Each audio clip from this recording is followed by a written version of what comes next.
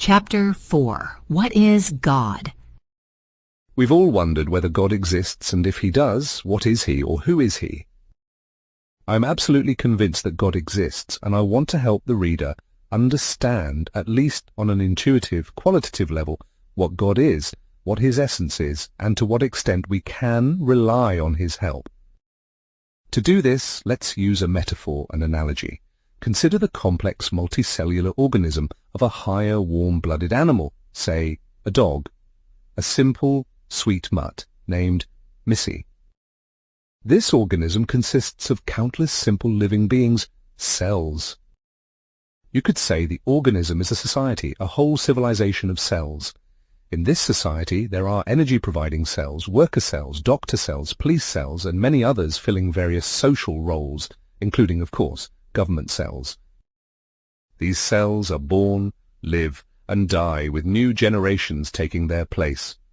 And reigning over this entire cellular society is a cellular God. This is the consciousness of our Missy. Some individuals might insist to call it soul, spirit, or even astral body.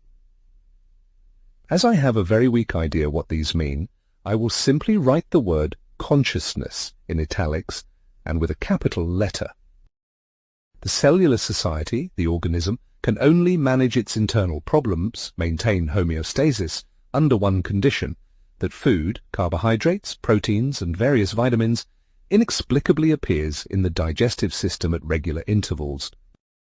The cells have no idea where all this comes from. They simply assume it's a law of nature. They know that it must keep coming. But if food stops appearing for some time, the cells begin to pay attention now. They pray. They all pray together to the great God, hoping that he will hear them and throw some organic firewood into their beloved digestive furnace.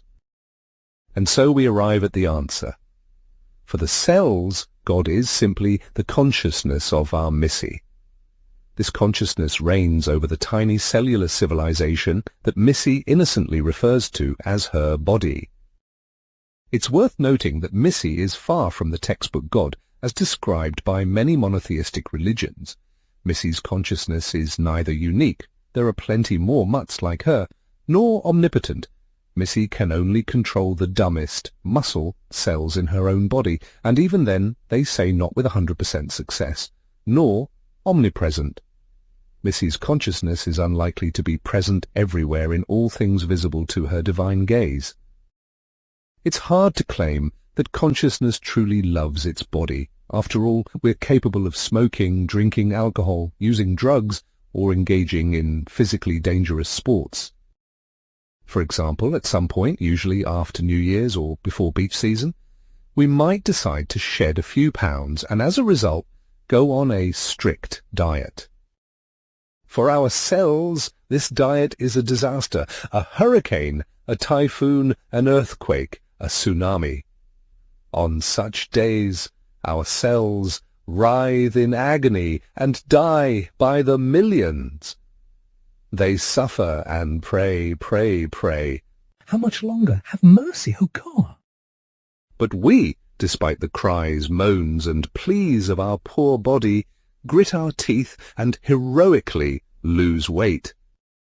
In other words, when driven by desire or foolishness, God Missy can very well destroy her own body. But note this, the body can also destroy its God. For example, why not consider the terminal stage of cancer as the final victory of some kind of cellular Bolshevism in Missy's body? Continuing these reflections, we can imagine the vast, insurmountable chasm that lies between the world of individual cells and the kingdom of desires and emotions of Missy frolicking on the lawn. This qualitative leap is just as immense, monstrous, and unfathomable as the one that exists between us, humans, and our God.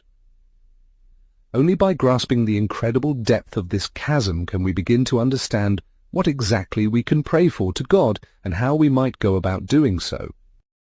For example, it's pointless to ask God for your mischievous adult son to finally get married and give you grandchildren. This is like a single cell asking Missy, who's frolicking on the lawn, to pump a few molecules of glycogen into its cytoplasm.